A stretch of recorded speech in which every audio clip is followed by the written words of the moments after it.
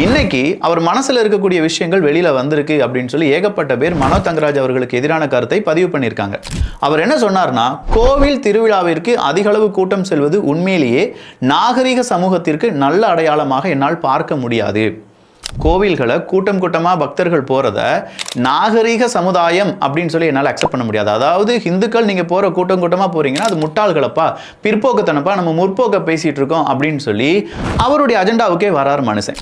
அவர் agenda என்ன அப்படிங்கிறத இனிமேல் மக்கள் புரிந்து கொள்வார்கள் அப்படிங்கிறத நாம் சொல்கிறத விட ஒரு அரசியல்வாதி சொன்னால் நல்லா இருக்கும். அந்த அரசியல்வாதி யாராக இருக்கணும்? ரொம்ப ஃபயராக இருக்கணும், இளைஞருக்கு மத்தியில் வரவேற்பு இருக்கக்கூடிய ஒரு நபராக இருக்கணும், அவர் அண்ணாமலையாக இருக்கணும்னு வச்சுக்கோங்களேன்.